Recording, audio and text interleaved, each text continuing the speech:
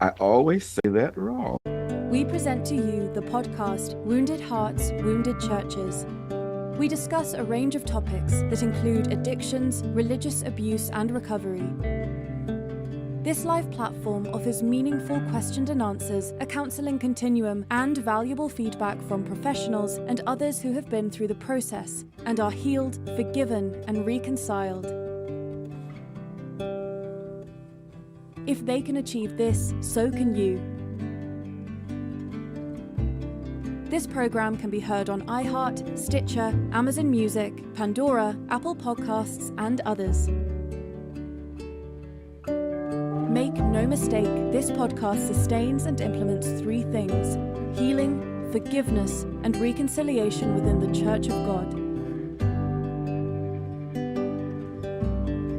Thanks for listening. Good day, friends. Good to see you tonight for the podcast, Wounded Hearts, Wounded Churches. We're glad you're here tonight to take part in this endeavor. And we discuss different topics on this broadcast, different subjects, different platform guests we have. And of course, we offer a live call-in segment during this live broadcast tonight. You're able to text in 1-866-538-3664 again tonight, this live podcast. You can text in 1-866-538-3664. You can also call us at Wounded Hearts. That number is 478-283-9093. Again, Wounded Hearts, call in. You can give us a call, 478-283-9093. You can also email us in, and that is with Wounded Hearts. You can text in REEEEECHONE at AOL.com. Again, you can text in to Wounded Hearts at REEEEECHONE at AOL.com. So glad you're here tonight, saints of God and friends. We want you to take part in this podcast. So get your questions in early, then we can field them during this live session. You know, we have a good group that works with us, friends. We really do. Our director here, Tennille McLeod, she's a mom of 1, 2, 3, 4, I believe, editor of Arise magazine, and a wife, and she's in the Atlanta area. Also, we have Stella, Cavin. She's a contributor quite often, which is a blessing to the podcast, and she's in the Ohio area. She's a mom of 8, a great-grandmother. In fact, her dad was a minister in the Church of God. A lot of his work was done administratively. And also, she has 1, 2, 3 ministers in the family, one pastor, pastoring now for about 30 years. And so she knows about Church of God, been saved 60 plus years. So we do draw on that experience. And also, friends, we also want to discuss Ken Probes. He was an intricate part of the podcast for years. And of course, you know, he did pass. He's not forgotten about. His dad was a minister. Granddad was in ministry, and he was a pilot, Ken Probes, in Alaska for years. So he was an important part of that. In fact, we had a plan to do some ministry in Alaska with his plane, but he did pass on. So he was an important part of that. Want to pray for the family in their recovery of his homegoing. Friends, the views and opinions on the podcast, and I don't always agree with the staff people. We do want to discuss these things that have been so sensitive in the Church of God, the splits and divisions. We discuss these things to see if we can't learn to do better to maintain unity. That's what we're focusing on. That's our mantra here. Make no mistake, our mantra here is 3 things: healing, reconciliation, and forgiveness within the Church of God. That's what we are desiring to do. Sometimes you can't reconcile, but you can at least love and support as best you can. But if you can unite, can come back to church, that's what we're after. Many have been hurt, disenfranchised, and we're reaching out to you tonight in love to let you know God loves you, and we want to see you built back up and restored and unified with God's people. So very important. So join us in being minister of reconciliation. And when we've been podcasting, it's so important, podcasting. Can you imagine 30 million people podcast the past 2 weeks almost? 30 million. This podcast can be heard on Amazon, Google. We can be heard on Buzzsprout, Podchaser, Apple Face, SoundCloud, True Social, YouTube, Alexa, and others. Our director has expanded this podcast, and we're happy about that. So, again, we're here for you to support you in seeing reconciliation wherever possible. That is why we are here. And we've been discussing, friends, the past couple of weeks, the woman in the wilderness, and discussing what we can do better. Brother Mullins had to go out of town these next week or so, but we do want to talk about areas that are so important. And we've taken from that discussion 5 areas that we can use to diffuse or de-escalate division, no matter where it is. We can nail it down and diffuse it. And we're just glad we have these 5 areas. So if you have any ideas tonight on how to diffuse disunity or division, let us know. You can again can text in 1-866-538-3664, 1-866-538-3664. We're talking about what can you and I do to diffuse unity. Now, friends, tonight, a special guest, and I do mean that. Stella Cavin is a part of our staff here. She's a mom of 8. Her dad was a minister, did a lot of work for the church as far as with the trustees. She has a son that was a pastor, a son that was a minister, another nephew that's a pastor, a nephew that's a minister also, too. She's been saved 60 plus years. And again, friends, she been around 60 plus years. Can you imagine driving back and forth to church, 75 miles one way for 30 years? Her husband never was claiming salvation, but to go through that is a good testimony. And friends, we love to have our older saints on, because they've been through some things for the 60 plus years. She's been saved older almost than I am, so we want to get all the older saints we can to be a part because experience is important. You can't get a PhD of experience. That takes time. And so we're just glad to have her here. Sister Cavin, glad to have you here tonight. Let's give her a round of applause if you please. And I do mean that. So, friends, again, we want to give you this list that we've deleted and discussed and fixed up these 5 areas we've been talking about how to diffuse and how to de escalate uh, division in the church, especially, or in the home or wherever. Sister Kevin, this first area is talking about being humbled. How important is being humble in the experience of being saved? Is that a key area? Tell us about it, if you would, please. Absolutely. I've been trying to keep that in my mind about. He said, "Well, okay, what does God require of you?" And he said, "To be just, to be full of mercy, and to be humbly walk with God." And I have been keeping that in my mind. Those are key things that will help us in our experience in salvation. Do you have any examples in your 60 plus years where humbleness worked in your behalf? Any examples how you saw it work in others' lives that you saw it really affect and change a person's life or even bless a person? Many times, and if you are in an office at church, you just look forward to having these things happen because people many times misinterpret what you're doing, and so in so doing so, they'll say something. I'm not blaming them, but I'm just saying they thought you were like that, but they didn't know. And I've had people do that. They thought I meant that, or they thought the expression on my face, or they thought this and that, but it wasn't really like that. Well, rather than trying to come to my defense and say, I'm not like that and that's not true, I would go to the pastor and ask him, how do you see me? Do you see me like that? Am I really? And I'm going to pray about it too. I don't see it, but if you see it, I want to know.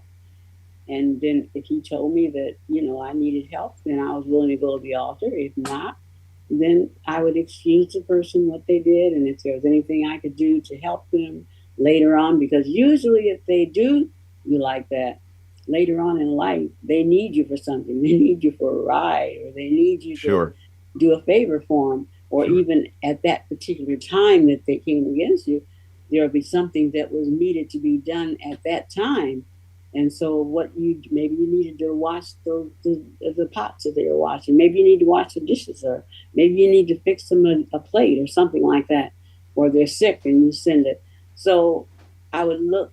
God would help me to look for those areas that I could help, and when they asked me, I could do it. But I had to forgive as quickly as possible. Don't hold it. Don't spend any time trying to figure it out, because the more That's you true. think about it, the more room you give to the devil to say, Oh I my. don't know why they're like that, and they've done so and so like that, and they're Mhm. this, and just on and on and on. The same way with my husband. Same thing, just go on and on and on about what he did and what am I going to do, and oh, this is terrible, and the devil just you just give him a workshop and he just goes to work on you, and you can't sleep at night, you can't rest, but you're wondering why they felt that way and why this and that. That's true. So as soon as possible, Sure. go into fasting and praying and asking God as quickly as possible, let's get rid of this. I don't want it. I don't want to be like this. I don't want to have any attitude toward anyone. So I want you to help me now. I need help now, not later. And that really helps, because as soon as you forgive, Yes. that's the first thing. And take the low part, Yes. you know, That's and true. give them a benefit of the doubt. Maybe they didn't. Maybe they meant it, and maybe they didn't. If they meant it, okay. I mean, it's not the end of the world. No one can define you. No one can take That's you, true. pluck you out of God's hand. Yes. No one can. And so you just cry through tears and hurt, because sometimes it's people that you really love and they turn on you like that. But you have to just keep going. You can't afford to carry those attitudes day by day. Now, I do Kevin, have a you question. mentioned something that I think we have some calls coming in already. Yes, I'm sorry. I did have a question from Andre Evans. He asks, is humility and humble the same thing? It's a good question. I believe if by over a period of time, that if you will humble yourself, that eventually you will begin to wear that on. People will see that the humility that you have. Yeah. Yeah. You know, I think it's something that God puts in us. I don't think it's something that we can do ourselves. You see people that they say, I'm sorry and all that, but they're not. But when you truly spend time humbling yourself, I believe that the humility comes from a spirit of God. I don't think you can just do it on your own. No, I don't think so. But Kevin, I have no. I'm not that great of a Bible scholar that I can tell you the scripture or whatever. But it's beautiful. I think about. I love Manasseh. That king. I could read about him over and over and over again. All the terrible, terrible things he did, but he humbled himself in such a That's way true. That that is true. God restored him, and he cleaned up all the mess that he had made, and made it right. And that's true. That took God to bring him to that place. That's true humility. He humbled, and then God gave him the grace that he needed in order to be truly humble, and that is what we see. Kevin, humbleness, that is a beautiful picture, isn't it? When a person is humble, that's a beautiful Oh, picture, isn't it? yeah, and you don't really know it. That humility is just it's right away. I mean, God puts it in there. It's just quickly. It Mm. just kicks in when things are not going like they should and everything like that. That you have no desire to get back, or no desire to hurt that person, or no desire even sometimes not even to tell anyone about what happened. You just sit there and with your tears and whatever, and even they may not even know the impact that they had on you. So it's a quiet thing. Friends, we're halfway out of time already. I'm just shocked. We're going to come back to this topic of humbleness, but we want to take a break. but you have time now to get your question in. Sister Cavin, man, I have a PhD in philosophy or a DD in theology, but she's been saved 60 plus years, older than I almost am. And that's to be commended. To be saved 65, 66 years without a break, without backsliding on God. And she's been through a lot of things. But to go that long a time, that longest, and still encouraged, that is a testimony. So now's the time for your questions. To talk to someone who's been saved for that long a time, husband never claimed salvation. She drove those 165 miles. I've drove them. I know how they are for 30 years, 3 times a month. So you who are going through situations, now's the time to focus. We're talking about Manasseh and as far as the woman in the wilderness, but the number one issue that could have diffused that split could probably have been being humble. We're talking about that. The number one cause for splits of division. Take a break. We'll come right back with your calls. We'll be right back. Don't leave. Greetings. Wounded Hearts, Wounded Churches is a weekly podcast reaching out to the disenfranchised, disconnected, or wounded. Remember, you are not forgotten. You went through a debilitating situation. As a result, we are reaching out to you in love with forgiveness, reconciliation, and healing. We also offer an exciting magazine called Arise. It's an excellent fit for class discussions or personal devotions. Arise can be purchased through our website or by calling 478-784-7600. This podcast was designed by Church of God for Church of God. Don't go away. Stay tuned for more exciting conversations. Thanks for listening. As we're talking about women in the wilderness. We're going to get back to that with Brother Mullins in a couple of weeks. But we're talking about the reasons that could have been de-escalated, how that could have been better helped. And number one is humility. So you have any more about humility, the beauty of it? Oh, I was thinking about even sometimes, I hear you say often, go back to the church. Well, sometimes the churches that we leave, we can't go. And I'm not saying current or past or anything. I'm just saying that sometimes we have to leave. Maybe it's doctrinal or maybe whatever it is.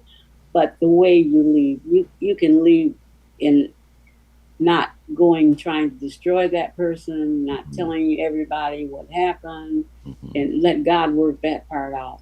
And you don't have to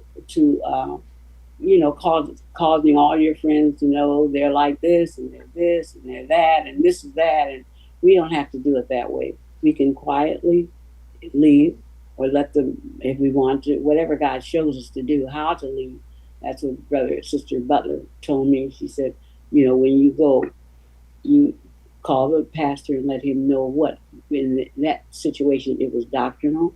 And so, I let him know exactly why I was going, and I wouldn't be coming back. But I did not try to destroy anyone else that was in the church or try to destroy him. I felt like in time, God will take care of it. And I don't have to do that. So, there's a kindness to be shown. Sure. And now if they come to me and talk to me, I would tell them, you go and pray. Did God tell you to go back? Sometimes you can't go back. Some things you can't reconcile to. Sometimes it's worldliness and you just can't be involved in that. Or sometimes they have hurt your feelings, whatever reason. But if God released you, then you're released. That's the main thing, is to know what I did was of God. And in so doing, He will satisfy you where you are. But when you go and take it in your own hands and try to destroy someone else, that's just not a good thing to do, period, really. Now, that was the time when Sister Butler was in Springfield and you were going to somewhere else in Ohio back in the... Yes, okay. Yes. Mm-hmm. Yeah. And then my aunt, she was connected with Sister Butler, and so they hooked us up together.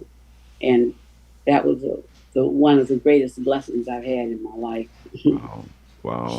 She was very powerful, and I could call her. There was a situation that came up in my home, and she called the judge. She said, "I'm Adele Butler." And this person needs to be released. And the guy said, well, you can't talk to Judge. And that's when she told him she was a Bell Butler and she needed to talk to him. And she did, and she got the work done. Wow. There was no limitation to what she could accomplish. I know she was a very powerful preacher and teacher. Her, you can still get some of her online messages from bygone days. Absolutely. And she So, had the power. yeah, I called her for prayer. I knew God was going to do something. One of my children had his arm broken, and it was terrible. And called her, and it was a few days, but God healed him. wow. Wow. Many times she came to our rescue. So I appreciate her. Friends, so we've got a few more moments. Our time's just about gone again, but you can text in 1-866-538-3664, 1-866-538-3664. She's been saved 65 plus years now, so if you got questions about the vision in the home and the church, now is the time to address those. Our number one focus was being humble. So what you're saying is we can humble ourselves, but God must also give us that to maintain that. Oh, absolutely, he does. He has to put it in there. It has to be real, and God is the only one that can make us real. We can't. We can That do is so all we true. want to, but to That is so true. become real, like we should be from the Spirit, it comes from Him. And I think about even in the home, there's a lot of things maybe that you don't particularly agree with if you're Sure, living with an unsaved spouse, sure. but those areas that you can give in and not do anything to your salvation, nor as far as God is concerned.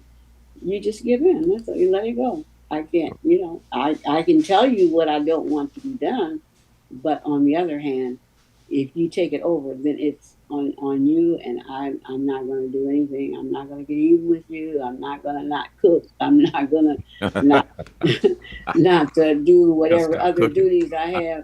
I'm not gonna retaliate in any way. All You right. cannot do that. You cannot get even. He said, "Vengeance is mine. I will repay." So he'll do it. He'll take care of it. And then when he is being repaid, you don't want to see there if you hadn't done so and so.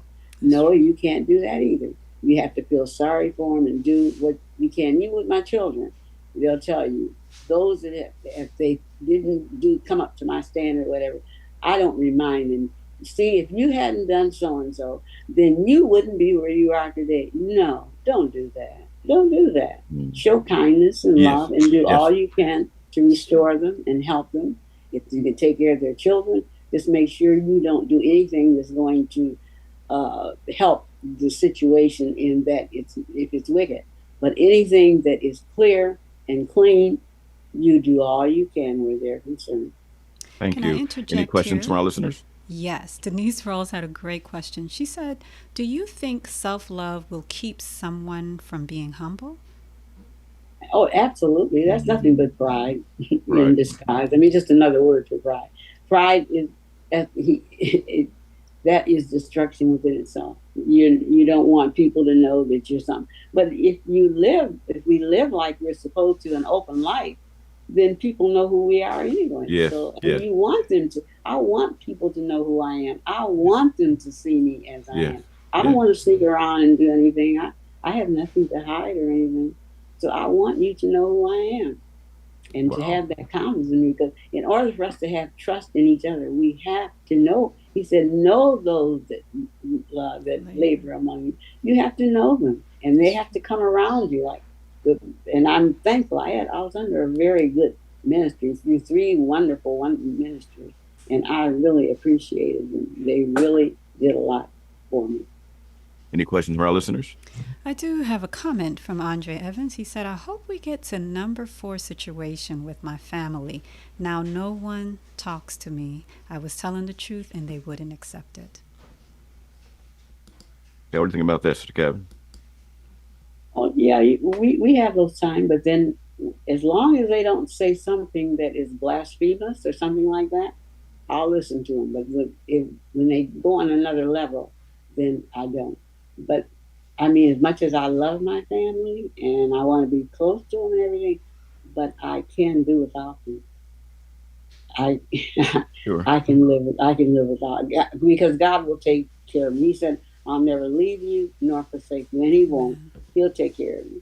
Family is good, but He'll give you someone else. Because when I moved away from Detroit, my mother wasn't here, so Sister Mhm. Butler took that eventually, Yes, yes, stepped in yes, that role, yes. and it was, and later on my mother came down here too. So with me having a good relationship with her, we were able to continue. But I had a bad relationship with my brother when I first got saved. And when my mother, when I'd come to church with my mother, he would, my mother would get up. My mother would move over so I could sit next to her. I kept praying. I kept fasting. I kept asking God to help me. So one Sunday, he came in. It wasn't every Sunday, but it was holidays or Mother's Day or something like that. So he came in there, and my mother was getting ready to move. I said, "Nope, don't move. I'm going to sit right next to him." And from that time on, we were the best of friends, like we had been before. So God can help. Just pray and keep your mouth shut. You can't always talk about it. Amen. You can't always talk Amen. to them. Amen. Just don't cause others to feel the same way that Amen. you feel or anything. And eventually, God can work it out. He could make your enemies friends. Amen. You can make them get along, even on jobs and whatever. God, listen, Yes. listen, listen. Yes. When I just take this Yes. with you, Mhm. there is nothing that God cannot do. Praise the There is Lord. no impossibility with Him. He's everything. He can do everything. He can see everything. There's no limit to what He can do. Trust Him, not Amen. people. Trust Him. There are Yes. people you can talk Yes. with, but trust Him. Yes. He will do what He said He will do. And I think I lived it with my husband. We were married probably since we were shortly out of high school. Well, I was 19 and he was 21. And we were married until he passed. And when he passed, he was in his 80s. And we stayed together in the same house. We did not leave. And I'm sure there were those that probably wanted to, but he didn't. Stayed right here and took care of us and did what he as much as he could do. I didn't complain about what he didn't do, and I didn't bother about trying to make him do what I wanted him to do. We just lived together peaceably, and it can be done. And let me say that maintain unity, because out of your family came one, two, three, two pastors, two ministers out of that Right, close structure there. The unity. So we're right. saying, Scott, before we go, we've gone beyond time, but maybe someone's been wounded, not coming to church at all. What would you say to them tonight? Pray, pray, get a connection with God because He's the one that you left. You didn't really leave the people. You Yes. left Him. Oh God. And if you stick, no matter where I went because of God. If He wasn't with me, He said, the song says, if Jesus goes with me, I'll go Go. anywhere. So if you don't hold on to Him, then you're not going to make it. And if you make decisions, well, I'm going to go back and I'm going to no, stay in front of God. Fasting really helped you Yes. Yes. because people love food. And you get to the place where food is not so important. It's more Yes. important to get in contact with God. And that's what I do. I set up some days that I would fast, and that's it. I mean, if you had invited me somewhere, I probably would not come because I was fasting, and that was my priority. But that was the only way that I could get the victory in situations that I needed to get them in. And even as of today, as soon as something comes up that's difficult for me to handle, then I go before God and ask Him to help me. And then He helps me. When He makes the way for me to do it, Yeah. I'm in good shape because I'm happy when I really, and He gives me a breakthrough and lets me know this is the way you walk me in it. Oh, there's such a relief because He's there with me. He said, "I'll never leave you nor forsake you." He's wonderful. Try Him, try Him. He's Yeah. there for you, and He can do everything. Mr. I Cavin, our love Him. time is gone now. We're going to have you come back. Let's go to our list before we go, friends. We're talking about from the past couple of weeks how to diffuse division and church splits. we're working with the number one was, of course, being humble. Well, we got some. Can we take a look at those before we go tonight? Yep, they're up right now. They're up as Thank we you. speak. And the number, I'm going to go briefly. Number two is gathering evidence. Number three is be careful of the he said, she said, and on and on and on, friends. We're going to talk about these things, how to diffuse division. But I got to come back to Kevin's talking about being humble. And dear one, she's been around 65 years, say consistently. So if you want to text in during the week, you can, but she's going to come back next week, Lord willing, continue this list of how to decrease division in the home or in the church. Very, very important. And if you're hurting tonight, don't forget we're here because of you. We don't ask for donations or offerings. We support that ourselves. Our director, they're spending thousands. I spend thousands to get this going, to reach out to you because we love you. We care for you. So whether you're in East Africa tonight, California, wherever you are, know that we love you and we're looking out for your best interest to elicit healing, reconciliation, and forgiveness in the Church of God.